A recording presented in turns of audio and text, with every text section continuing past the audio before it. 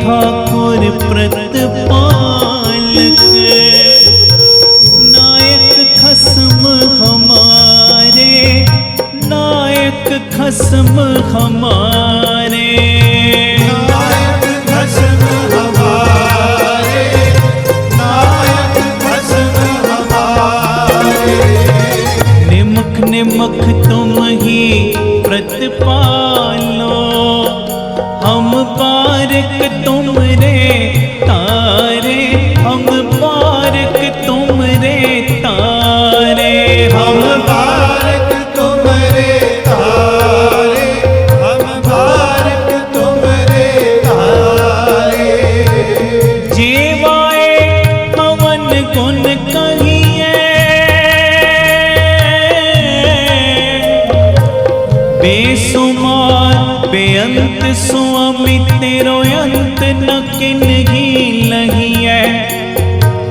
Coat परात हमारे खंडो गुरु रामदास जी, तन गुरु रामदास जी, तन गुरु रामदास जी, धन गुरु रामदास जी। जी बाबा दीप सिंह जी, बाबा दीप सिंह जी, बाबा दीप सिंह जी, अरे बाबा दीप सिंह जी। कोट परात हमारे हमारे खंडो अनक विधि समझावो, अनक विधि समझावो, अनक विधि समझावो, अनक विधि समझावो। हम अज्ञान अलप मत थोरी,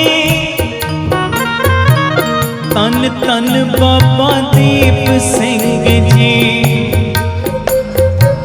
हम अज्ञान अलप मत थोरी, तुम आपन बिरद रखावो, तुम आपन बिरद रखावो, तुम आपन बिरद रखावो, आपन बिरद रखावो। तुम्हारी शरण तुम्हारी आशा, बोलो तुम्हारी शरण तुम्हारी आशा, तुम ही सजन सुहेले, तुम ही सजन सुहेले, तुम ही सजन सुहेले, तुम ही सजन सुहेले। राखो राखण हार दयाला नानक करके गोले, कोट परार हमारे खंडो अनक विधि समझावो। वाहे गुरु वाहे गुरु वाहे गुरु जपलो,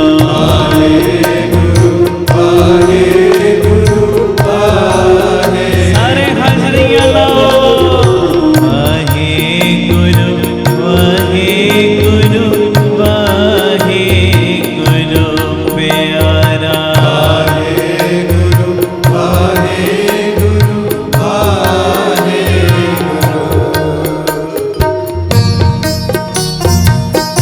ये ओहो ही घड़ियां ने जिन्ना सदका बाबा दीप सिंह ने सब दी झोली भरनी है। कह दे धन बाबा दीप सिंह जी। लाखो धन बाबा। दीप सिंह जी।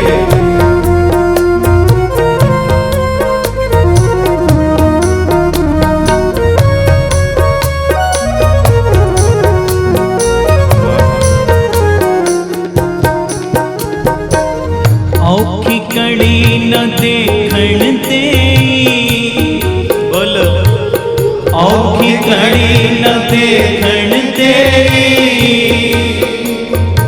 अपना बिरद संभाले, अपना बिरद संभाले, अपना बिरद संभाले, अपना बिरद संभाले। हाथ दे राखे अपने का, सांस सांस प्रतिपाले, सांस सांस प्रतिपाले, सास सास प्रतिपाले, सास सास प्रतिपाले। प्रभु स्यों लाग रहो मेरा ची, आद अंत प्रभु सदा सहाय, तन हमारा मीत, मन बिलास पाए साहिब के अचरज देख बढ़ाई, हर सिमर सिमर आनंद कर नानक, प्रभु पूरन पैज रखाई, औखी कड़ी ना देखण दे, अपना बिरद संभाले। वाहे गुरु वाहे गुरु वाहे गुरु जपलो, वाहे गुरु वाहे गुरु वाहे गुरु प्यारा। वाहे गुरु वाहे गुरु वाहे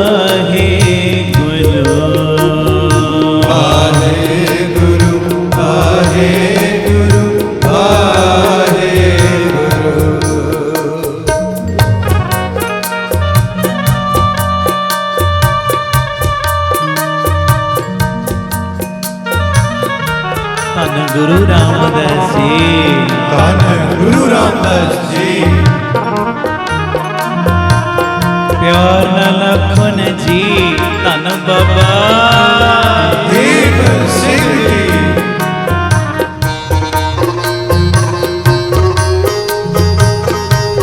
धन खंडे वालिया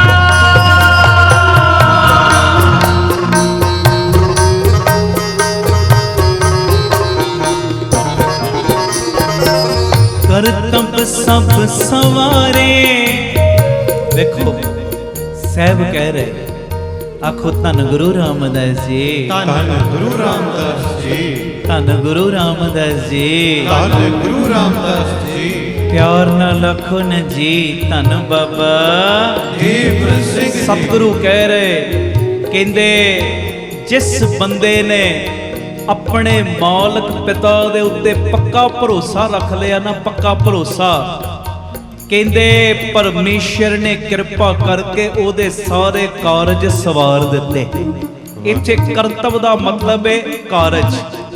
कहंदे करतब सब सवारे प्रभ अपना बिरद समारे। आखो धन गुरु रामदास जी, धन गुरु रामदास जी। कहंदे करतब मेरे सारे सवारे क्यों ने? कोई मेरी चतुराई सियाणप करके, कोई मेरे गुनाह करके? कहंदे नहीं, अपने चंगे सुभाव दे करके। आखो वाहिगुरु जी। वाहिगुरु जी। पिता जी दा जेड़ा सुभाव है ना, सुभाव दोखन देखत है पर देत न हारे। साडे कीते होए गुनाहां नूं रोज वेखदे ने, ये एडा वड्डा पापी है, इन्ने माड़े कर्म करदा है, सब वेखदे ने, पर प्यारिओ फिर दातां देण लग्गियां, झोलियां भरन लग्गियां, ढिल नहीं पाउंदे जी। मेरे सारे कारज रास होए ने, पर मेरी चतुराई सियाणप करके नहीं।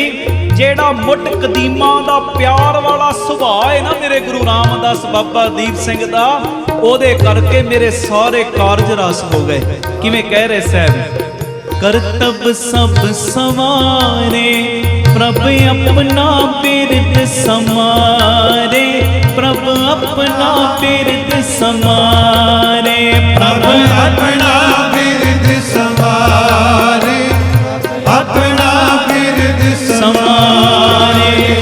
पतित पावन प्रभ नामा, जन नानक सतगुर बना। करतब सब सवारे प्रभ अपना बिरद समारे।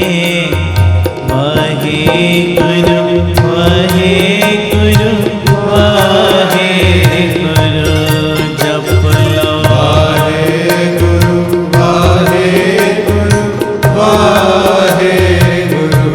प्यारा वाहेगुरु वाहेगुरु वाहेगुरु सोना। वाहेगुरु वाहेगुरु वाहेगुरु। वाहेगुरु वाहेगुरु वाहेगुरु वाहेगुरु। गज के वाहेगुरु वाहेगुरु वाहेगुरु वाहेगुरु। वाहेगुरु वाहेगुरु वाहेगुरु वाहेगुरु। प्यारा वाहेगुरु वाहेगुरु वाहेगुरु वाहेगुरु। जी वाहेगुरु वाहेगुरु वाहेगुरु वाहेगुरु। वाहेगुरु वाहेगुरु वाहेगुरु वाहेगुरु वाहेगुरु वाहेगुरु वाहेगुरु वाहेगुरु वाहेगुरु वाहेगुरु वाहेगुरु। सारे वाहेगुरु वाहेगुरु वाहेगुरु वाहेगुरु। एक ओंकार सतनाम करता पुरख निर्भव निर्वैर अकाल मूरत अजूनी सैभं गुर प्रसाद जप। आद सच जुगाद सच है भी सच नानक होसे में सच। एक ओंकार सतनाम करता पुरख निर्भव निर्वैर अकाल मूरत अजूनी सैभं गुर प्रसाद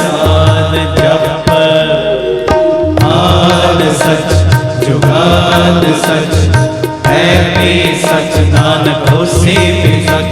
एक ओंकार सतनाम करता पुरख निर्भव निर्वैर अकाल मूरत अजूनी सैभं गुर प्रसाद जप।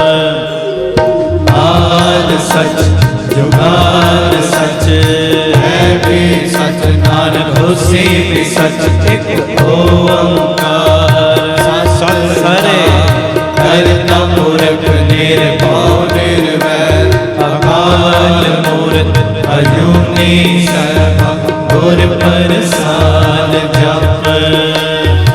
आद सच जुगाद सच है भी सच, नानक होसी भी सच। एक ओंकार सतनाम करता पुरख निर्भव निर्वैर अकाल मूरत अजूनी सैभं गुर प्रसाद जप। आद सच जुगाद सच है भी सच, नानक होसी भी सच। धन गुरु रामदास जी, धन गुरु रामदास जी, धन गुरु रामदास जी मेरे वाहिगुरु। धन गुरु रामदास जी मेरे वाहिगुरु। धन गुरु रामदास जी मेरे वाहिगुरु। धन गुरु रामदास जी मेरे वाहिगुरु। वाहिगुरु वाहिगुरु वाहिगुरु वाहिगुरु वाहिगुरु वाहिगुरु। सारे लव हाजरी। वाहिगुरु वाहिगुरु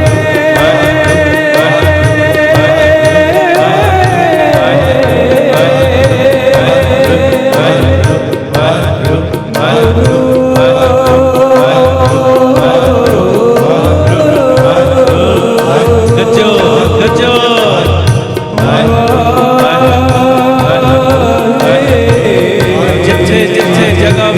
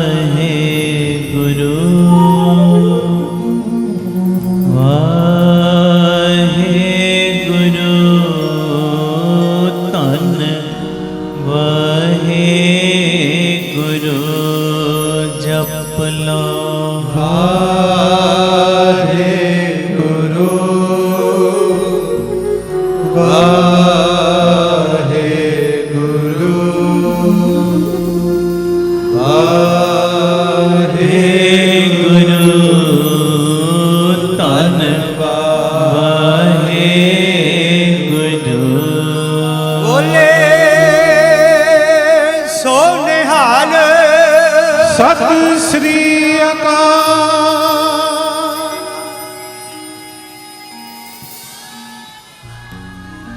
ਸਤਿ ਸ੍ਰੀ ਅਕਾਲ। ਧੰਨ ਗੁਰੂ ਰਾਮਦਾਸ ਜੀ, ਧੰਨ ਗੁਰੂ ਰਾਮਦਾਸ ਜੀ, ਧੰਨ ਗੁਰੂ ਰਾਮਦਾਸ ਜੀ, ਧੰਨ ਗੁਰੂ ਰਾਮਦਾਸ ਜੀ। ਪਿਆਰ ਨਾਲ ਸਾਰੇ ਆਖੋ ਨਾ ਜੀ, ਧੰਨ ਬਾਬਾ ਦੀਪ ਸਿੰਘ ਜੀ। ਇੱਕ ਗੱਲ ਬੜੇ ਧਿਆਨ ਨਾਲ ਸੁਣਿਓ। ਅੱਜ ਕੱਲ ਡਿਪਰੈਸ਼ਨ ਦੀ ਬਿਮਾਰੀ ਆਮ ਤੌਰ ਤੇ ਹੋ ਰਹੀ ਹੈ। ਇਹ ਜਿਹੜੀ ਗੱਲ ਮੈਂ ਸੁਣਾਉਣ ਲੱਗਾ ਨਾ, ਜੇ ਤੁਹਾਡੇ ਇਰਦ ਗਿਰਦ ਜਾਂ ਤੁਹਾਡੇ ਨੇੜੇ ਤੁਹਾਡੇ ਰਿਸ਼ਤੇਦਾਰੀ ਦੇ ਵਿੱਚ ਕੋਈ ਹੋਵੇ ਨਾ ਇਹੋ ਜਿਹਾ, ਤੁਸੀਂ ਸਮਝਦੇ ਹੋਵੇ ਨੂੰ ਡਿਪਰੈਸ਼ਨ ਹੈ, ਡਿਪਰੈਸ਼ਨ, ਉਹਨੂੰ ਇਹ ਗੱਲ ਮੇਰੀ ਜ਼ਰੂਰ ਜਾ ਕੇ ਸੁਣਾਇਓ। ਔਰ ਮੈਂ ਸੱਚ ਕਹਿ ਰਿਹਾ, ਡਿਪਰੈਸ਼ਨ ਐਂ ਠੀਕ ਹੋ ਜਾਣਾ। ਆਖੋ ਧੰਨ ਗੁਰੂ ਰਾਮਦਾਸ ਜੀ, ਧੰਨ ਗੁਰੂ ਰਾਮਦਾਸ ਜੀ, ਧੰਨ ਗੁਰੂ ਰਾਮਦਾਸ ਜੀ, ਧੰਨ ਗੁਰੂ ਰਾਮਦਾਸ ਜੀ। ਪਿਆਰ ਨਾਲ ਆਖੋ ਨਾ ਜੀ, ਧੰਨ ਬਾਬਾ ਦੀਪ ਸਿੰਘ ਜੀ। ਡਿਪਰੈਸ਼ਨ ਗ੍ਰਸਤ ਇੱਕ ਸੱਜਣ, 50 ਕੁ ਸਾਲ ਦੀ ਉਹਦੀ ਉਮਰ, ਉਹਦੀ ਪਤਨੀ ਨੇ ਡਿਪਰੈਸ਼ਨ ਦੇ ਛੁਟਕਾਰੇ ਦਾ ਰਾਹ ਸਮਝਾਉਣ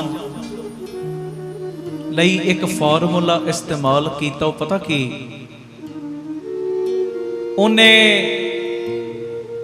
ਆਪਣੇ ਮਨ ਦੇ ਵਿੱਚ ਇੱਕ ਫਾਰਮੂਲਾ ਅਪਣਾ ਲਿਆ। ਉਹ ਕਹਿੰਦੀ ਮੈਂ ਆਪਣੇ ਘਰ ਵਾਲੇ ਦਾ ਡਿਪਰੈਸ਼ਨ ਦਾ ਰੋਗ ਠੀਕ ਕਰਨਾ ਹੈ, ਤੇ ਇੱਕ ਸਿਆਣੇ ਦੇ ਕੋਲੋਂ ਨਾ ਵਕਤ ਲੈ ਲਿਆ, ਸਮਾਂ ਲੈ ਲਿਆ ਕਿ ਬਈ ਸਿਆਣੇ ਦੇ ਕੋਲ ਜਾ ਕੇ ਇਲਾਜ ਕਰਵਾਉਣਾ ਹੈ।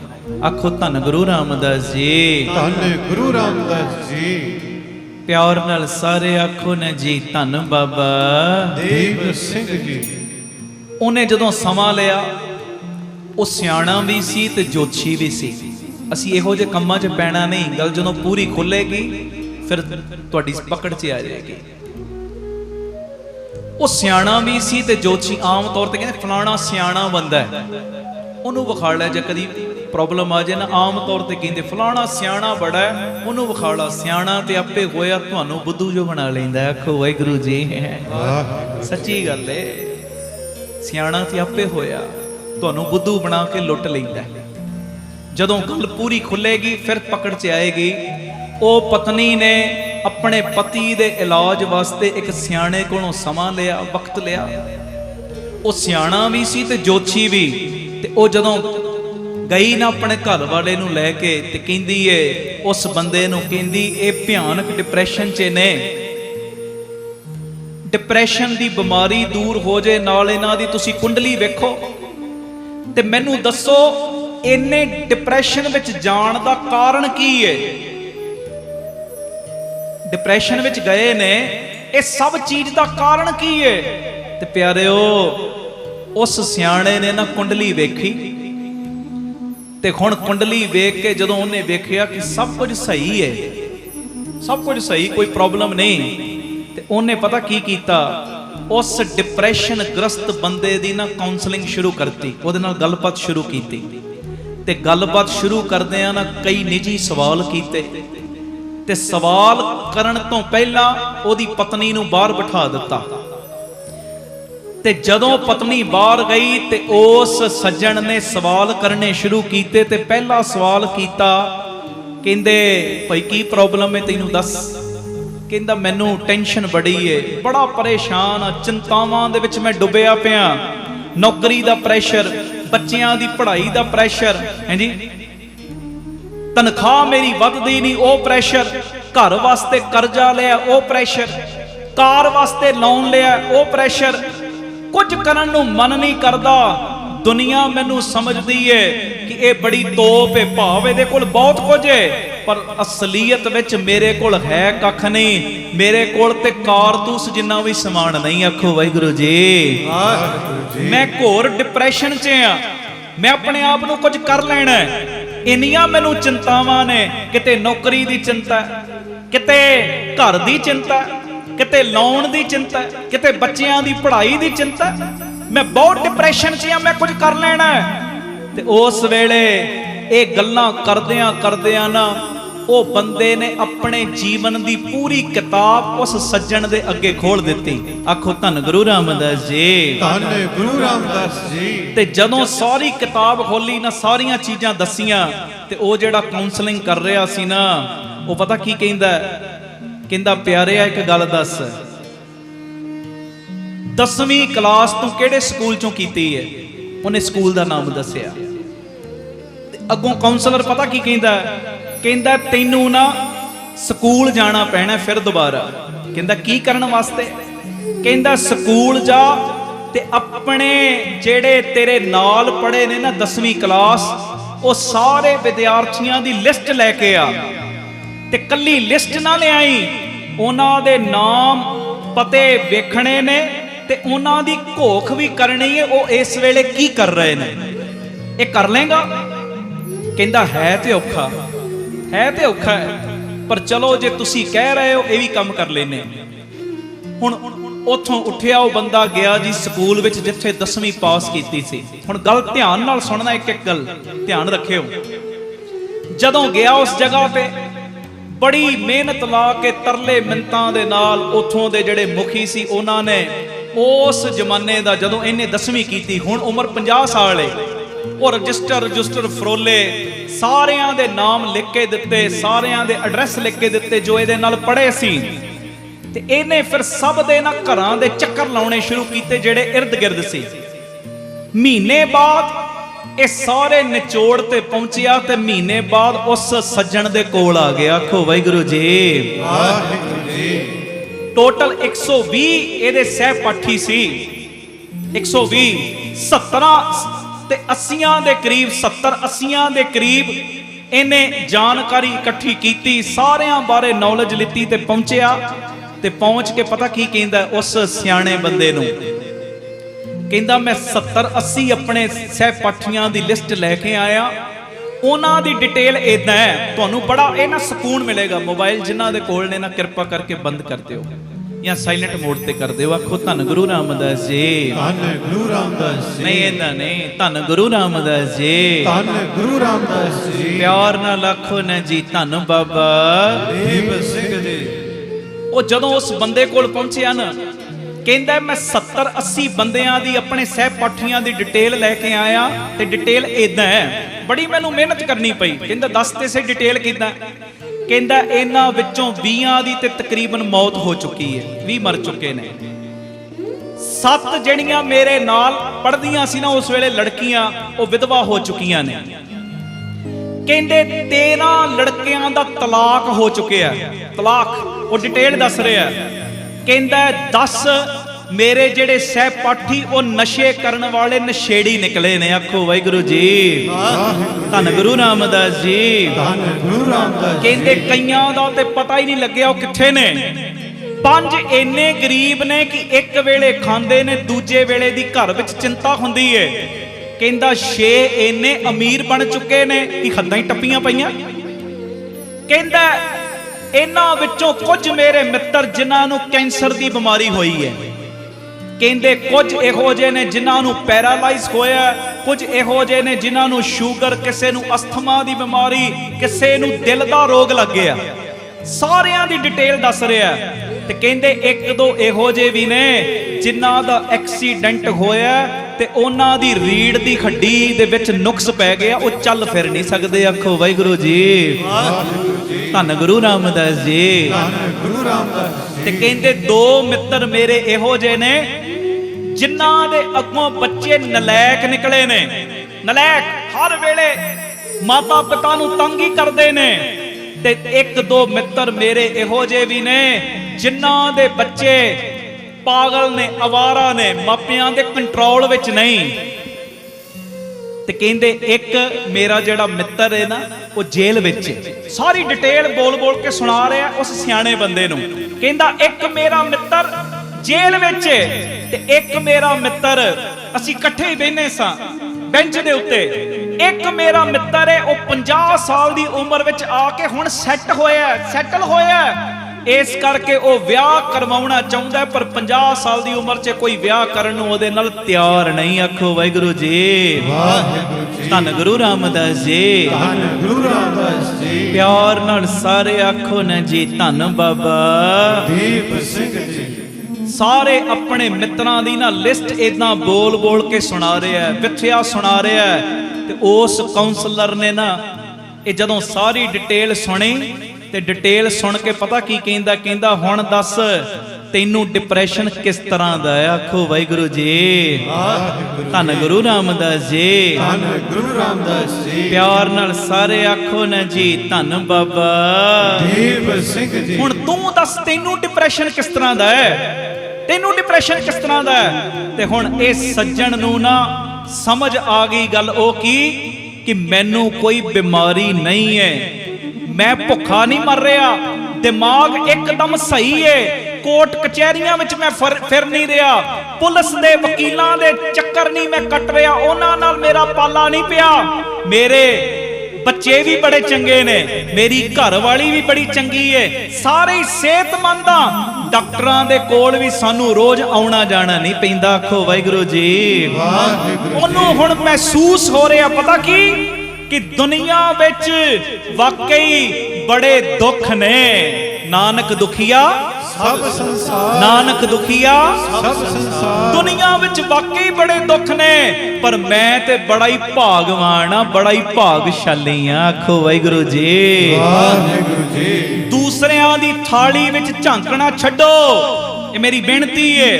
ਆਪਣੀ ਥਾਲੀ ਦੇ ਭੋਜਨ ਨੂੰ ਨਾ ਪ੍ਰੇਮ ਨਾਲ ਸਵਕਾਰੋ ਤੇ ਉਹਨੂੰ ਪ੍ਰੇਮ ਨਾਲ ਖਾਓ। ਇਹ ਮੇਰੀ ਬੇਨਤੀ ਪਿਆਰਿਓ, ਦੂਜਿਆਂ ਨਾਲ ਤੁਲਨਾ ਨਾ ਕਰੋ। ਦੂਜਿਆਂ ਨਾਲ ਜੇ ਦੂਜਿਆਂ ਨਾਲ ਤੁਲਨਾ ਕਰੋਗੇ ਨਾ ਡਿਪਰੈਸ਼ਨ ਆਏਗਾ।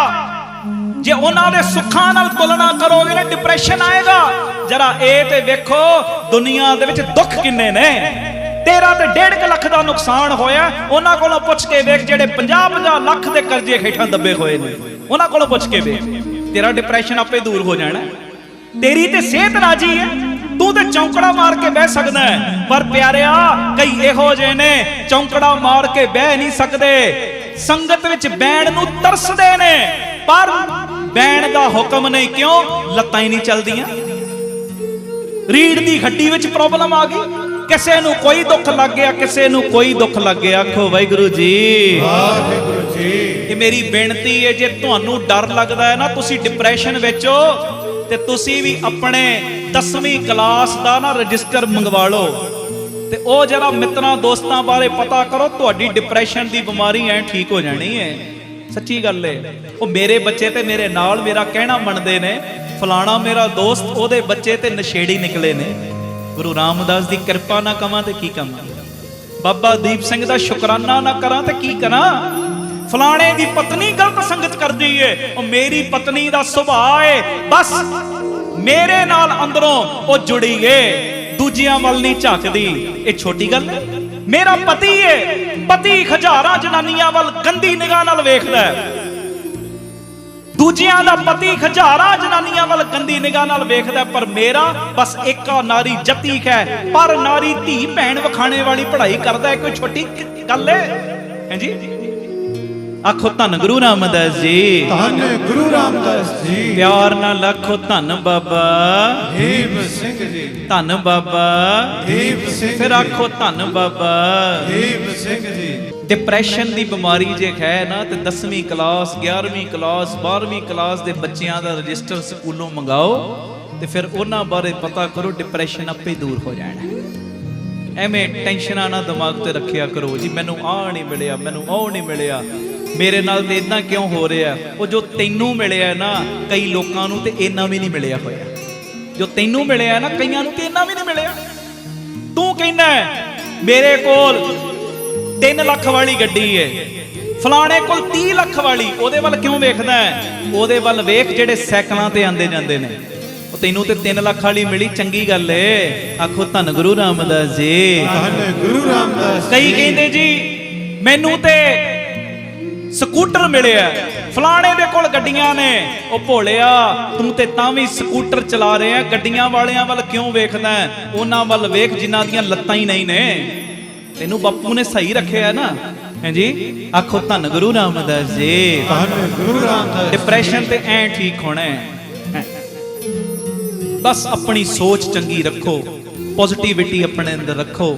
ਜੋ ਨਹੀਂ ਮਿਲਿਆ ਉਹਦੀ ਅਰਦਾਸ ਜ਼ਰੂਰ ਕਰੋ, ਪਰ ਜੋ ਮਿਲਿਆ ਉਹਦਾ ਸ਼ੁਕਰਾਨਾ ਵੀ ਤੇ ਕਰੋ ਨਾ। ਐਵੇਂ ਤਾਨੇ ਮੇਣੇ ਕਿਉਂ ਦੇਈ ਜਾਂਦੇ ਹੋ ਬਾਪੂ ਜੀ ਨੂੰ? ਬਾਪੂ ਜੀ ਆਹ ਨਹੀਂ ਮਿਲਿਆ, ਉਹ ਨਹੀਂ ਮਿਲਿਆ, ਮੇਰਾ ਕੈਨੇਡਾ ਦਾ ਵੀਜ਼ਾ ਨਹੀਂ ਲੱਗਿਆ, ਹੈ ਜੀ ਮੇਰਾ ਇੰਗਲੈਂਡ ਦਾ ਵੀਜ਼ਾ ਨਹੀਂ ਲੱਗਿਆ। ਕਈ ਵਾਰੀ ਕਹਿੰਦੇ ਆ ਨਾ ਆਪਾਂ, ਮੇਰਾ ਇੰਗਲੈਂਡ ਦਾ ਵੀਜ਼ਾ ਨਹੀਂ, ਸਾਡਾ ਵੀ ਨਹੀਂ ਲੱਗਿਆ ਅਜੇ ਤੱਕ, ਅਸੀਂ ਵੀ ਦਿੱਤੇ ਹੋਏ ਨੇ ਪਾਸਪੋਰਟ।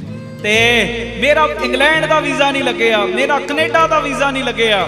ਉਹ ਭੋਲਿਆ ਨਹੀਂ ਲੱਗਿਆ ਤੇ ਕੀ ਹੋ ਗਿਆ? ਮਹਾਰਾਜ ਨੇ ਇੱਥੇ ਹੀ ਤੈਨੂੰ ਬਰਕਤਾਂ ਜ਼ਿਆਦਾ ਪਾਉਣੀਆਂ। ਅਸੀਂ ਜਾਣਾ ਸੀ 15 16 17 ਆ ਜਿਹੜੀ ਲੰਘ ਕੇ ਗਈ ਜੁਲਾਈ, ਵੱਡਾ ਸਮਾਗਮ ਸੀ ਹੇਸ ਲੰਡਨ ਤੇ ਸਾਊਥ ਹਾਲ।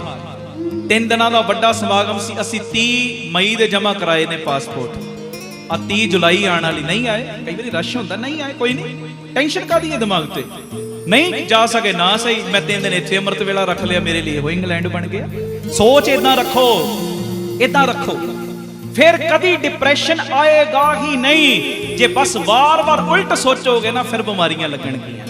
ਆਖੋ ਧੰਨ ਗੁਰੂ ਰਾਮਦਾਸ ਜੀ। ਧੰਨ ਗੁਰੂ ਰਾਮਦਾਸ ਜੀ। ਧੰਨ ਗੁਰੂ ਰਾਮਦਾਸ ਜੀ। ਧੰਨ ਗੁਰੂ ਰਾਮਦਾਸ ਜੀ। ਪਿਆਰ ਨਾਲ ਸਾਰੇ ਆਖੋ ਨਾ ਜੀ ਧੰਨ ਬਾਬਾ ਦੀਪ ਸਿੰਘ ਜੀ। ਹੁਣ ਇੱਕ ਗੱਲ ਮੈਂ ਹੋਰ ਕਰਨੀ, ਉਹ ਵੀ ਤੁਹਾਡੀਆਂ ਸਾਡੀਆਂ ਬਿਮਾਰੀਆਂ ਐ ਭਜਾਏਗੀ, ਉਹ ਵੀ ਧਿਆਨ ਨਾਲ ਸੁਣਿਆ।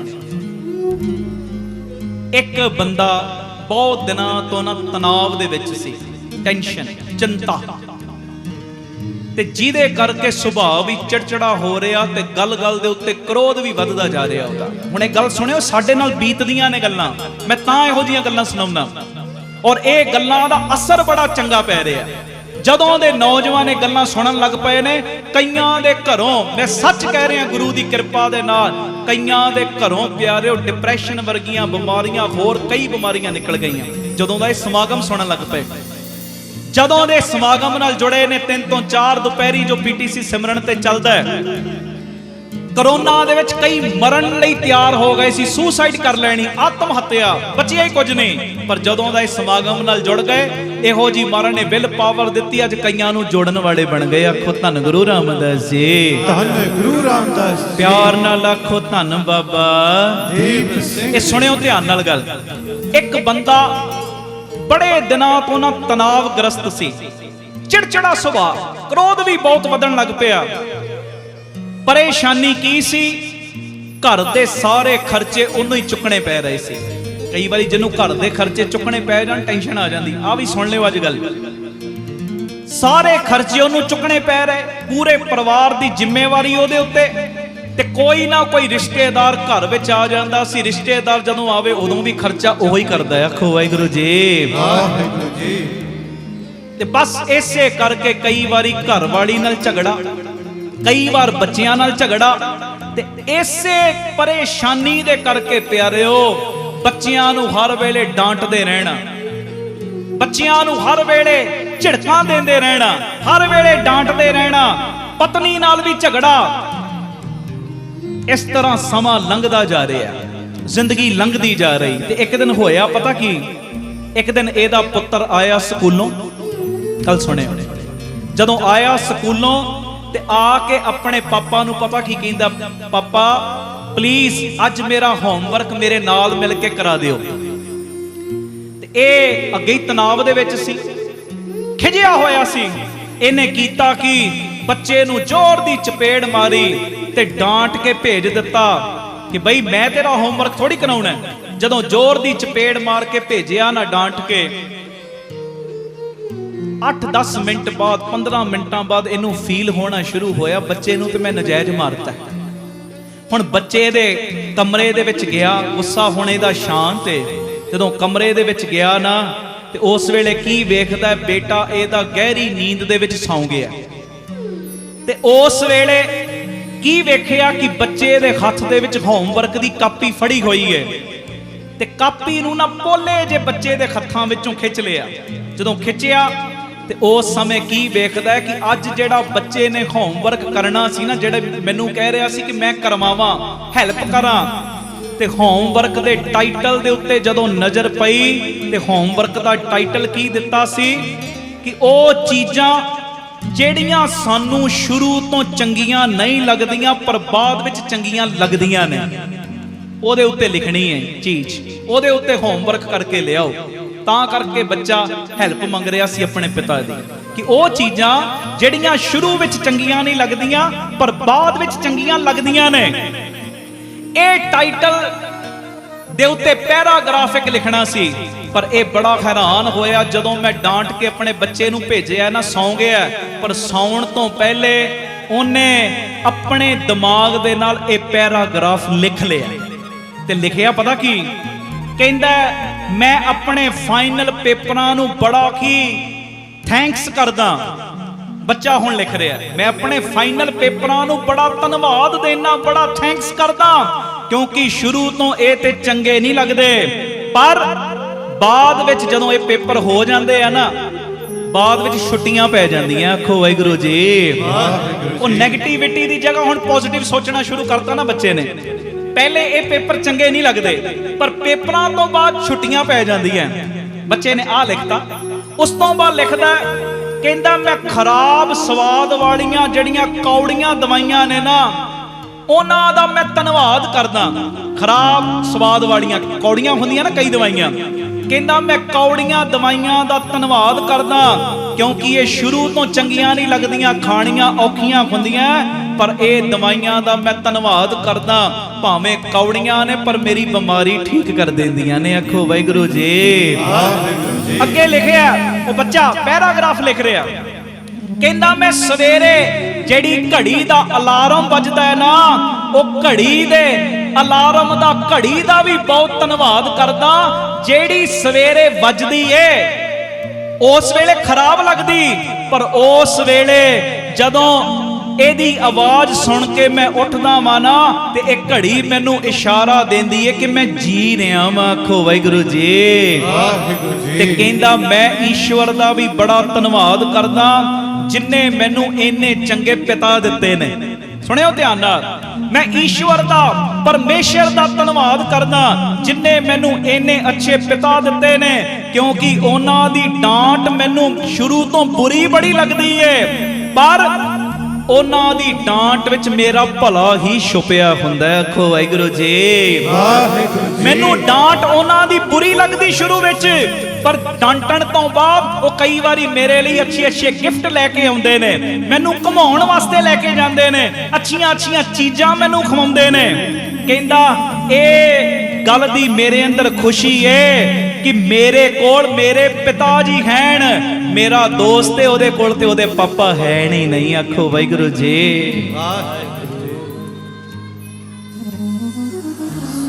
ਮੈਨੂੰ ਖੁਸ਼ੀ ਹੈ ਮੇਰੇ ਕੋਲ ਮੇਰਾ ਪਿਤਾ ਹੈ, ਮੇਰਾ ਬਾਪ ਹੈ ਜਿਹੜਾ ਮੈਨੂੰ ਡਾਂਟਦਾ, ਪਰ ਮੇਰਾ ਮਿੱਤਰ ਹੈ ਉਹਦੇ ਕੋਲ ਤੇ ਉਹਦਾ ਬਾਪ ਹੀ ਨਹੀਂ ਹੈ। ਆਖੋ ਧੰਨ ਗੁਰੂ ਰਾਮਦਾਸ ਜੀ। ਧੰਨ ਗੁਰੂ ਰਾਮਦਾਸ ਜੀ। ਪਿਆਰ ਨਾਲ ਸਾਰੇ ਆਖੋ ਨਾ ਜੀ ਧੰਨ ਬਾਬਾ ਦੀਪ ਸਿੰਘ। ਹੁਣ ਬੱਚੇ ਦੀ ਹੋਮਵਰਕ ਵਾਲੀ ਕਾਪੀ ਇਹ ਪੜ੍ਹ ਰਿਹਾ ਤੇ ਅਸਲੀਅਤ ਵਿੱਚ ਇਹਨੂੰ ਇਦਾਂ ਫੀਲ ਹੋਣਾ ਸ਼ੁਰੂ ਹੋ ਗਿਆ ਜਿਵੇਂ ਇਹ ਮਨ ਕਰਕੇ ਸੁੱਤਾ ਪਿਆ ਸੀ ਨਾ, ਅੱਜ ਇਹ ਜਾਗਣ ਲੱਗ ਪਿਆ। ਇਹਦੀ ਸੋਚ ਬਦਲ ਗਈ। ਬੱਚੇ ਦੀਆਂ ਲਿਖੀਆਂ ਗੱਲਾਂ ਇਹਦੇ ਦਿਮਾਗ ਵਿੱਚ ਵਾਰ-ਵਾਰ ਘੁੰਮਣ ਲੱਗ ਪਈਆਂ। ਖਾਸ ਕਰਕੇ ਅਖੀਰ ਵਾਲੀ ਲਾਈਨ ਕਿ ਮੇਰੇ ਪਿਤਾ ਜੀ ਮੇਰੇ ਕੋਲ ਨੇ, ਪਰ ਫਲਾਣਾ ਮੇਰਾ ਮਿੱਤਰ ਉਹਦੇ ਕੋਲ ਤੇ ਬਾਪ ਹੀ ਨਹੀਂ, ਉਹਦਾ ਬਾਪ ਚੜ੍ਹਾਈ ਕਰ ਚੁੱਕਿਆ। ਕਹਿੰਦੇ ਇਹ ਚੀਜ਼ ਨੂੰ ਪੜ੍ਹ ਕੇ ਨਾ ਉਹ ਬੰਦਾ ਸ਼ਾਂਤ ਹੋ ਗਿਆ ਤੇ ਸ਼ਾਂਤ ਹੋ ਕੇ ਆਪਣੀਆਂ ਪਰੇਸ਼ਾਨੀਆਂ ਬਾਰੇ ਸੋਚਣ ਲੱਗ ਪਿਆ। ਬਸ ਆਹ ਪੁਆਇੰਟ ਜੇ ਸੁਣਿਓ ਹੁਣ ਧਿਆਨ ਨਾਲ, ਬੜਾ ਸਕੂਨ ਮਿਲੇਗਾ। ਆਹ ਕੰਮ ਕਰਨ ਆਉਂਦੇ ਆਪਾਂ ਸੰਗਤ ਵਿੱਚ। ਮੈਂ ਕਦੀ ਨਹੀਂ ਕਹਿੰਦਾ ਪਿਆਰਿਓ ਦੂਜਿਆਂ ਨੂੰ ਸਵਾਰੋ, ਸਾਡਾ ਮੋਟਿਵ ਕੀ ਹੋਈਏ, ਆਪ ਸਵਰੋ, ਆਪ ਸਵਰੋ, ਚੰਗੇ ਇਨਸਾਨ ਬਣੋ, ਨੇਕ ਇਨਸਾਨ ਬਣੋ। ਹਿੰਦੂ ਸਿੱਖ ਮੁਸਲਮਾਨ ਈਸਾਈ ਬਾਅਦ ਚੋਂ ਹੋ, ਤੁਸੀਂ ਉਹ ਚੰਗੇ ਇਨਸਾਨ ਤੇ ਬਣੋ, ਨੇਕ ਇਨਸਾਨ ਤੇ ਬਣੋ। ਵੱਡੀਆਂ ਵੱਡੀਆਂ ਕਿਰਪਾਨਾਂ ਪਾ ਲੀਆਂ, ਕੰਮ ਤੂੰ ਇਹੋ ਜਿਹੇ ਕਰਦਾ ਜਿਹੜੇ ਕੰਮਾਂ ਨੂੰ ਸੁਣਨ ਤੋਂ ਬਾਅਦ ਕਈਆਂ ਦੀਆਂ ਅੱਖਾਂ ਨੀਵੀਆਂ ਹੋ ਜਾਂਦੀਆਂ। ਤੇਰੀ ਕਿਰਪਾਨ ਪਾਈ ਕੀ ਕਰੇਗੀ? ਤੂੰ ਰੋਜ਼ ਮੰਦਰ ਜਾਂਦਾ, ਮੰਦਰ ਦੇ ਵਿੱਚ ਜਾ ਜਾ ਕੇ ਰੋਜ਼ ਮੱਥੇ ਟੇਕਦਾ, ਪਰ ਧੀਆਂ ਭੈਣਾਂ ਦੇ ਉੱਤੇ ਗਲਤ ਨਿਗਾਹ ਰੱਖਦਾ। ਦੱਸ ਭਗਵਾਨ ਤੈਨੂੰ ਕਦੀ ਮਾਫ ਕਰਨਗੇ? ਤੂੰ ਚੰਗਾ ਇਨਸਾਨ ਬਣ ਜਾ ਭਾਈ, ਨੇਕ ਇਨਸਾਨ ਬਣ ਜਾ। ਨੇਕ ਇਨਸਾਨ ਕਦੀ ਕਿਸੇ ਦਾ ਬੁਰਾ ਨਹੀਂ ਕਰੇਗਾ। ਨੇਕ ਇਨਸਾਨ ਕਦੀ ਕਿਸੇ ਨਾਲ ਧੋਖਾ ਨਹੀਂ ਕਰੇਗਾ। ਨੇਕ ਇਨਸਾਨ ਕਦੀ ਕਿਸੇ ਨਾਲ ਨਫ਼ਰਤ ਨਹੀਂ ਕਰੇਗਾ। ਨੇਕ ਇਨਸਾਨ ਦੂਜਿਆਂ ਨੂੰ ਵੱਧਦਾ ਵੇਖ ਕੇ ਕਦੀ ਸੜੇਗਾ ਨਹੀਂ, ਖੁਸ਼ ਹੋਏਗਾ। ਉਹ ਤੇ ਆਹੀ ਕਹੇਗਾ, ਨਾਨਕ ਨਾਮ ਚੜ੍ਹਦੀ ਕਲਾ ਤੇਰੇ ਭਾਣੇ। ਸਾਰੇ ਬੋਲੋ, ਨਾਨਕ ਨਾਮ ਚੜ੍ਹਦੀ ਕਲਾ ਤੇਰੇ ਭਾਣੇ। ਬਸ ਆ ਨੇਕ ਇਨਸਾਨ ਬਣਨ ਵਾਸਤੇ ਅਸੀਂ ਰੋਜ਼ ਬਹਿਨੇ ਆ, ਨੇਕ ਇਨਸਾਨ ਬਣਨ ਵਾਸਤੇ। ਹੁਣ ਉਹ ਬੰਦਾ ਜਦੋਂ ਬੱਚੇ ਦੀ ਹੋਮਵਰਕ ਦੀ ਉਹ ਕਾਪੀ ਪੜ੍ਹੀ ਨਾ, ਹੁਣ ਆਪਣੀਆਂ ਪਰੇਸ਼ਾਨੀਆਂ ਬਾਰੇ ਸੋਚਣ ਲੱਗ ਪਿਆ। ਜਰਾ ਤੁਸੀਂ ਸੋਚਿਓ, ਮੈਂ ਕਹਿੰਦਾ ਹੁਣੇ ਸ਼ੁਕਰਾਨਾ ਕਰੋਗੇ ਬੱਪੂ ਦਾ, ਤਾਨੇ ਮਿਹਣੇ ਮੁੱਕ ਜਾਣਗੇ। ਉਹ ਆਪਣੀਆਂ ਪਰੇਸ਼ਾਨੀਆਂ ਬਾਰੇ ਸੋਚਦਾ, ਕਹਿੰਦਾ ਮੈਨੂੰ ਘਰ ਦੇ ਸਾਰੇ ਖਰਚੇ ਚੁੱਕਣੇ ਪੈ ਰਹੇ ਆ। ਜਿਹੜਾ ਘਰ ਦਾ ਮੋਢੀ ਬੰਦਾ ਹੈ ਨਾ, ਜਰਾ ਧਿਆਨ ਨਾਲ ਸੁਣਿਓ, ਕਹਿੰਦਾ ਮੈਨੂੰ ਸਾਰੇ ਘਰ ਦੇ ਖਰਚੇ ਚੁੱਕਣੇ ਪੈ ਰਹੇ। ਇਹਦਾ ਮਤਲਬ ਮੇਰੇ ਕੋਲ ਘਰ ਹੈ। ਇਹਦਾ ਮਤਲਬ ਮੇਰੇ ਕੋਲ, ਬੋਲੋ, ਇਹਦਾ ਮਤਲਬ ਮੇਰੇ ਕੋਲ। ਕਹਿੰਦਾ ਇਹ ਤੇ ਪਰਮੇਸ਼ਰ ਦੀ ਕਿਰਪਾ ਹੈ। ਉਹਨਾਂ ਦੇ ਨਾਲੋਂ ਤੇ ਮੈਂ ਵਧੀਆ ਵਾਂ ਜਿਹੜੇ ਰਾਤਾਂ ਆਪਣੀਆਂ ਰਿਕਸ਼ਿਆਂ ਦੇ ਉੱਤੇ ਬਤੀਤ ਕਰਦੇ ਨੇ। ਪੋਜ਼ਿਟਿਵ ਹੋਣਾ ਸ਼ੁਰੂ ਹੋ ਗਿਆ ਨਾ। ਕਹਿੰਦਾ ਮੈਂ ਘਰ ਦਾ ਖਰਚਾ ਚੁੱਕ ਰਿਹਾ, ਇਹਦਾ ਮਤਲਬ ਮੇਰੇ ਕੋਲ ਘਰ ਹੈ। ਪਰਮੇਸ਼ਰ ਨੇ ਉਹਨਾਂ ਤੋਂ ਤੇ ਵਧੀਆ ਰੱਖਿਆ ਜਿਹੜੇ ਆਪਣੀਆਂ ਰਾਤਾਂ ਰਿਕਸ਼ਿਆਂ ਦੇ ਉੱਤੇ ਬਤੀਤ ਕਰਦੇ ਨੇ, ਫੁੱਟਪਾਥ ਦੇ ਉੱਤੇ ਬਤੀਤ ਕਰਦੇ ਨੇ। ਅਗਲੀ ਗੱਲ ਉਹ ਸੋਚਦਾ, ਕਹਿੰਦਾ ਮੈਨੂੰ ਪੂਰੇ ਪਰਿਵਾਰ ਦੀ ਜ਼ਿੰਮੇਵਾਰੀ ਚੱਕਣੀ ਪੈ ਰਹੀ ਹੈ। ਇਹਦਾ ਮਤਲਬ ਮੇਰੇ ਕੋਲ ਪਰਿਵਾਰ ਵੀ ਹੈ। ਮੈਂ ਤੇ ਸੋਚਦਾ ਹੀ ਨਹੀਂ, ਮੈਂ ਤੇ ਸੋਚਦਾ ਖਰਚਿਆਂ ਬਾਰੇ, ਪਰ ਇਹ ਤੇ ਸੋਚਿਆ ਨਹੀਂ ਸ਼ੁਕਰ ਹੈ ਪਰਮੇਸ਼ਰ ਦੀ ਕਿਰਪਾ, ਮੇਰੇ ਕੋਲ ਮੇਰਾ ਪਰਿਵਾਰ ਹੈ, ਮੇਰੀ ਪਤਨੀ ਹੈ, ਮੇਰੇ ਬੱਚੇ ਨੇ, ਮੇਰੇ ਮਾਤਾ ਪਿਤਾ ਨੇ। ਕਹਿੰਦਾ ਇਹ ਪਰਮੇਸ਼ਰ ਦੀ ਕਿਰਪਾ ਨਾ ਕਵਾਂ ਤੇ ਕੀ ਕਵਾਂ, ਉਹਨਾਂ ਲੋਕਾਂ ਨਾਲੋਂ ਮੈਂ ਖੁਸ਼ ਨਸੀਬ ਆ ਉਹ ਜਿਹੜੇ ਪਰਿਵਾਰਕ ਮੈਂਬਰਾਂ ਲਈ ਤਰਸਦੇ ਨੇ, ਤਰਸਦੇ ਨੇ ਤੇ ਦੁਨੀਆ ਦੇ ਵਿੱਚ ਇਕੱਲੇ ਰਹਿੰਦੇ ਨੇ।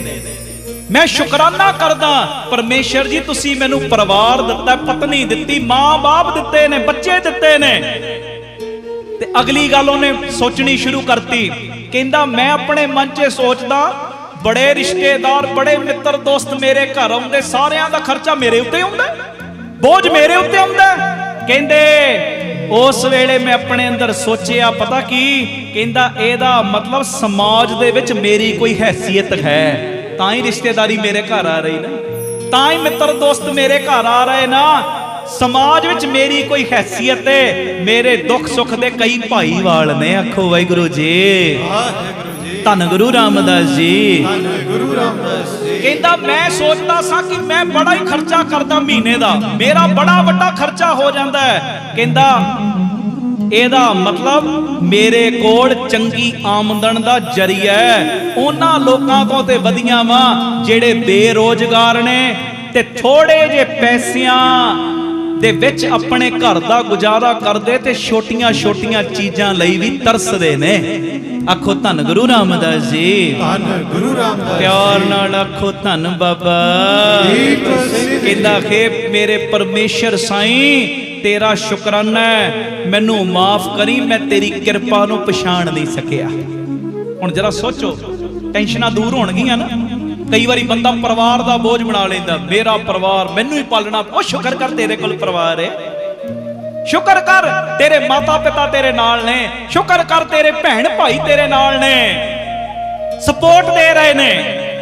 ਹਰ ਗੱਲ ਦਾ ਸ਼ੁਕਰਾਨਾ ਕਰ। ਜਦੋਂ ਹਰ ਗੱਲ ਦਾ ਸ਼ੁਕਰਾਨਾ ਕਰੇਗਾ ਨਾ, ਫਿਰ ਅੰਦਰ ਤਾਨੇ ਮੇਣਿਆਂ ਦੀ ਜਗ੍ਹਾ ਰਹਿ ਹੀ ਨਹੀਂ ਜਾਣੀ। ਆਖੋ ਧੰਨ ਗੁਰੂ ਰਾਮਦਾਸ ਜੀ। ਧੰਨ ਗੁਰੂ ਰਾਮਦਾਸ। ਉਸ ਬੰਦੇ ਦੀ ਸੋਚ ਇੱਕਦਮ ਬਦਲ ਗਈ। ਪਰੇਸ਼ਾਨੀ ਚਿੰਤਾ ਇੱਕਦਮ ਇਦਾਂ ਲੱਗਦਾ ਜਿਵੇਂ ਖਤਮ ਹੀ ਹੋ ਗਈ। ਇੱਕਦਮ ਉਹ ਬਦਲ ਗਿਆ।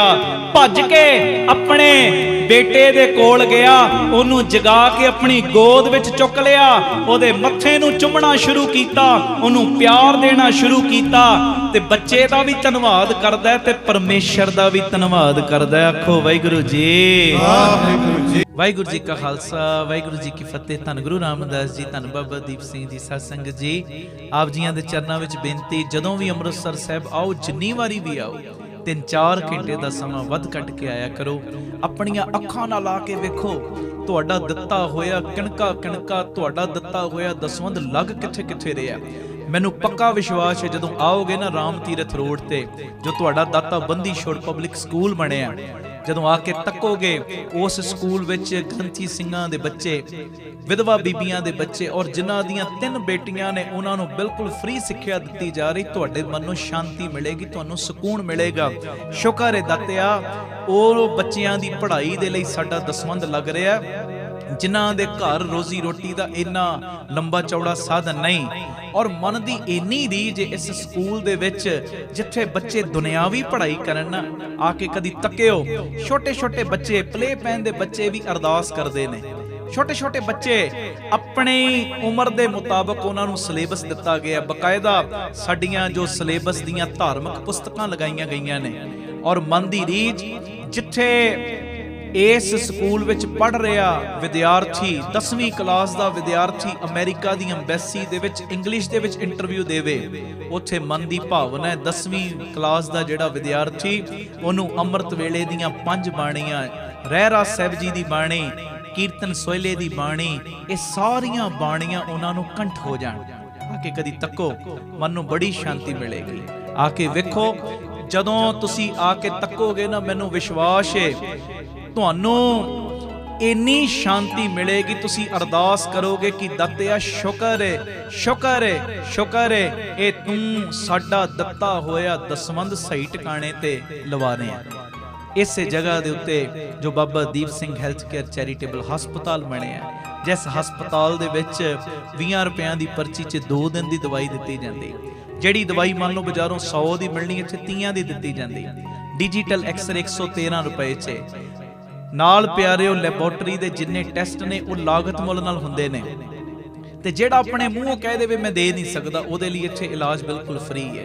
ਜਦੋਂ ਤੁਸੀਂ ਆਓਗੇ, ਤੁਹਾਡੇ ਅੰਦਰੋਂ ਸ਼ੁਕਰਾਨਾ ਨਿਕਲੇਗਾ। ਦਾਤਿਆ ਸ਼ੁਕਰ ਹੈ, ਸਾਡਾ ਦਸਵੰਧ ਲੋੜਵੰਦਾਂ ਦੀਆਂ ਦਵਾਈਆਂ ਦੇ ਉੱਤੇ ਲੱਗ ਰਿਹਾ। ਆ ਕੇ ਤੱਕੋ, ਇੱਥੇ ਕਿਵੇਂ ਹਰ ਮਹੀਨੇ ਦੀ 26 ਤਰੀਕ ਨੂੰ ਵਿਧਵਾ ਬੀਬੀਆਂ ਨੂੰ ਫ੍ਰੀ ਰਾਸ਼ਨ ਦੇਣ ਦੀ ਸੇਵਾ ਕੀਤੀ ਜਾ ਰਹੀ। ਉਹ ਵਿਧਵਾ ਬੀਬੀਆਂ ਜਿਨ੍ਹਾਂ ਦੇ ਸਿਰ ਦੇ ਉੱਤੇ ਪਤੀ ਦਾ ਸਾਇਆ ਨਹੀਂ, ਔਰ ਜਦੋਂ ਉਹਨਾਂ ਦੇ ਘਰਾਂ ਦੇ ਵਿੱਚ ਤੁਹਾਡੀ ਮਾਇਆ ਦੇ ਨਾਲ ਰੋਟੀ ਬਣਦੀ ਏ, ਦਾਲ ਬਣਦੀ ਏ, ਚਾਵਲ ਬਣਦੇ ਨੇ, ਉਹ ਬਰਕਤਾਂ ਤੁਹਾਨੂੰ ਪੈਂਦੀਆਂ। ਇਸੇ ਜਗ੍ਹਾ ਦੇ ਉੱਤੇ ਹੀ ਗੁਰੂ ਬਾਬਾ ਨਾਨਕ ਜੀ ਦੀ ਰਸੋਈ, 2000 ਤੋਂ ਵੀ ਵੱਧ ਪ੍ਰੇਮੀ ਰੋਜ਼ਾਨਾ ਪ੍ਰਸ਼ਾਦਾ ਛਕਦੇ ਨੇ। ਅੰਨ ਦਾਨ ਦੇ ਵਿੱਚ ਵੀ ਤੁਹਾਡੀ ਇਹ ਮਾਇਆ ਵਰਤੀ ਜਾਂਦੀ ਹੈ। ਔਰ ਗੁਰੂ ਬਾਬਾ ਨਾਨਕ ਜੀ ਦੀ ਚਲਦੀ ਫਿਰਦੀ ਰਸੋਈ, ਉਹ ਗੱਡੀ ਬਣਾਈ ਹੈ, ਜਿੱਥੇ ਜਿੱਥੇ ਵੀ ਲੋੜ ਹੁੰਦੀ ਹੈ, ਉਹ ਗੱਡੀ ਦੇ ਰਾਹੀਂ ਪ੍ਰਸ਼ਾਦਾ ਪਾਣੀ ਤਿਆਰ ਕਰਕੇ ਪਹੁੰਚਾਇਆ ਜਾਂਦਾ ਹੈ। ਇਸੇ ਜਗ੍ਹਾ ਦੇ ਉੱਤੇ ਸਾਡੇ ਪੰਥ ਦਾ ਪ੍ਰਚਾਰ ਹੋਰ ਵਧੇ, ਪੰਥ ਦਾ ਪ੍ਰਚਾਰ ਪ੍ਰਸਾਰ ਹੋਰ ਵਧੇ, ਗੁਰਮਤਿ ਦਾ ਪ੍ਰਸਾਰ ਹੋਰ ਵਧੇ। ਇਸੇ ਚੀਜ਼ ਨੂੰ ਮੁੱਖ ਰੱਖਦਿਆਂ ਹੋਇਆਂ ਬਾਬਾ ਦੀਪ ਸਿੰਘ ਜੀ ਗੁਰਮਤਿ ਗਿਆਨ ਸੰਗੀਤ ਅਕੈਡਮੀ ਬਣਾਈ ਗਈ। 2 ਸਾਲਾਂ ਦਾ ਲੜਕਿਆਂ ਦਾ ਕੋਰਸ ਹੈ, ਜਿਸ ਕੋਰਸ ਦੇ ਵਿੱਚ ਕੀਰਤਨ ਦੀ ਸਿਖਲਾਈ, ਤਬਲੇ ਦੀ ਸਿਖਲਾਈ, ਗੁਰਬਾਣੀ ਦੀ ਸੰਥਿਆ, ਔਰ ਅੰਮ੍ਰਿਤ ਵੇਲੇ ਦੀ ਸੰਭਾਲ, ਸੰਧਿਆ ਦੇ ਸਮੇਂ ਦੀ ਸੰਭਾਲ, ਜਿੱਥੇ ਗੁਰਮਤਿ ਦੀ ਪੜ੍ਹਾਈ ਕਰਵਾਈ ਜਾ ਰਹੀ ਇਸ ਅਕੈਡਮੀ ਦੇ ਵਿੱਚ, ਉੱਥੇ ਬੱਚਿਆਂ ਦੀ ਸਿਹਤ ਵੱਲ ਰਵੇ, ਜਿਮ ਦਾ ਪ੍ਰਬੰਧ ਵੀ, ਘੋੜਸਵਾਰੀ ਦਾ ਪ੍ਰਬੰਧ ਵੀ, ਇਹ ਸਾਰਾ ਕੁਝ ਬਿਲਕੁਲ ਨਿਸ਼ਕਾਮ ਇੱਥੇ ਮੁਹੱਈਆ ਕਰਵਾਇਆ ਗਿਆ। ਕਦੀ ਆ ਕੇ ਆਪਣੀਆਂ ਅੱਖਾਂ ਨਾਲ ਤੱਕੋ ਔਰ ਸ਼ੁਕਰਾਨਾ ਨਿਕਲੇਗਾ ਦਾਤਿਆ ਸਾਡੇ ਦਿੱਤੇ ਹੋਏ ਦਸਵੰਧ ਦੇ ਨਾਲ ਕਿਵੇਂ ਇਹ ਬੱਚੇ ਗੁਰਮਤਿ ਦੀ ਪੜ੍ਹਾਈ, ਗੁਰਮਤਿ ਦੀ ਸਿੱਖਿਆ ਲੈ ਰਹੇ ਨੇ, ਜਿਨ੍ਹਾਂ ਨੇ ਆਉਣ ਵਾਲੇ ਸਮੇਂ ਦੇ ਵਿੱਚ ਪ੍ਰਚਾਰਕ ਬਣਨਾ ਹੈ, ਜਿਨ੍ਹਾਂ ਨੇ ਆਉਣ ਵਾਲੇ ਸਮੇਂ ਦੇ ਵਿੱਚ ਹੋਰਨਾਂ ਨੂੰ ਜੋੜਨ ਦਾ ਕੰਮ ਕਰਨਾ ਹੈ। ਇਹ ਤੁਹਾਡੀ ਮਾਇਆ ਇਹਨਾਂ ਕਾਰਜਾਂ ਲਈ ਵਰਤੀ ਜਾਂਦੀ ਹੈ ਔਰ ਮੈਨੂੰ ਬੜੀ ਇਹ ਦੱਸਦਿਆਂ ਹੋਇਆਂ ਖੁਸ਼ੀ ਮਹਿਸੂਸ ਹੋ ਰਹੀ। Baba Deep Singh charitable trust unit number 2 ਸਤਿਗੁਰਾਂ ਨੇ ਦਿੱਤਾ, ਬਿਲਕੁਲ ਨਾਲ ਹੀ ਰਾਮ ਤੀਰਥ ਰੋਡ ਦੇ ਉੱਤੇ, ਜਿੱਥੇ ਪੰਛੀਆਂ ਨੂੰ ਦਾਣਾ ਪਾਉਣਾ, ਖਾਣਾ ਪਾਉਣਾ ਔਰ ਪੰਛੀਆਂ ਦੇ ਇਲਾਜ ਦਾ ਪ੍ਰਬੰਧ, ਉਹ ਹਸਪਤਾਲ ਬਣਨਾ ਹੈ। ਜੀ ਦਇਆ ਪ੍ਰਵਾਨ ਪਾਰਕ ਇਸੇ ਜਗ੍ਹਾ ਦੇ ਉੱਤੇ ਬਾਹਰੋਂ ਆਉਣ ਵਾਲੀਆਂ ਸੰਗਤਾਂ ਲਈ ਸਰਾਂ ਦਾ ਪ੍ਰਬੰਧ। ਮਨ ਦੀ ਬੜੀ ਰੀਝ ਹੈ ਕਿ ਤੁਸੀਂ ਜਦੋਂ ਵੀ ਆਓ 5 ਦਿਨ ਰਹੋ, 10 ਦਿਨ ਰਹੋ, ਕੁਦਰਤੀ ਨਜ਼ਾਰਿਆਂ ਦਾ ਆਨੰਦ ਮਾਣੋ, ਭਗਤੀ ਕਰੋ, ਬੰਦਗੀ ਕਰੋ। ਇੱਥੇ ਗੱਡੀਆਂ ਲਾ ਦਿੱਤੀਆਂ ਜਾਣ ਜੋ ਤੁਹਾਨੂੰ ਦਰਬਾਰ ਸਾਹਿਬ ਵੀ ਦਰਸ਼ਨ ਕਰਾ ਕੇ ਲਿਆਇਆ ਕਰਨ, ਫਿਰ ਉੱਥੋਂ ਵਾਪਸ ਲੈ ਆਇਆ ਕਰਨ। 10-15 ਦਿਨ ਰੁਕੋ, 20 ਦਿਨ ਰੁਕੋ, ਜੋ ਤੁਹਾਡਾ ਦਿਲ ਕਰਦਾ ਹੈ। ਇੱਥੇ ਆ ਕੇ ਤੁਸੀਂ ਹੱਥੀਂ ਸੇਵਾ ਵੀ ਕਰੋ। ਇਸੇ ਚੀਜ਼ ਨੂੰ ਮੁੱਖ ਰੱਖ ਕੇ ਸਰਾਂ ਬਣਾਈ ਜਾ ਰਹੀ ਉੱਥੇ, ਔਰ ਗੁਰਦੁਆਰਾ ਸਾਹਿਬ ਵੀ। ਔਰ ਅਜੇ ਇਹ ਸੇਵਾਵਾਂ ਪਿਤਾ ਜੀ ਦੀ ਮਿਹਰ ਦੇ ਨਾਲ ਪ੍ਰਾਰੰਭਤਾ ਦੇ ਵੱਲ ਨੇ ਤੇ ਸਤਿਗੁਰਾਂ ਨੇ ਕਿਰਪਾ ਕੀਤੀ। ਅੱਡਾ Gopalpura Batala road, main road ਦੇ ਉੱਤੇ ਹੀ ਜੋ ਨਵੀਂ ਜਗ੍ਹਾ ਬਖਸ਼ਿਸ਼ ਕੀਤੀ, Baba Deep Singh charitable trust unit number 3, ਜਿਸ ਜਗ੍ਹਾ ਤੇ ਸਕੂਲ ਬਣਨਾ ਹੈ, ਹਸਪਤਾਲ ਬਣਨਾ ਹੈ, ਗੁਰੂ ਬਾਬਾ ਨਾਨਕ ਜੀ ਦੀ ਰਸੋਈ ਤੇ ਹੋਰ ਬੇਅੰਤ ਕਾਰਜ। 2 ਚੀਜ਼ਾਂ ਨੂੰ ਵੈਸੇ ਲੈ ਕੇ ਮੁੱਖ ਤੌਰ ਦੇ ਉੱਤੇ ਚੱਲ ਰਹੇ ਆ, ਐਜੂਕੇਸ਼ਨ ਨੂੰ ਤੇ ਹੈਲਥ ਨੂੰ। ਦੋਵੇਂ ਚੀਜ਼ਾਂ ਮਾਇਆ ਪੱਖੋਂ ਸਸਤੀਆਂ ਕਰ ਦਿਓ, ਪਰ ਹੋਣ ਟੌਪ ਕਲਾਸ, ਫਿਰ ਸਾਨੂੰ ਅਗਾਂਹ ਵਧਣ ਤੋਂ ਕੋਈ ਰੋਕ ਨਹੀਂ ਸਕਦਾ।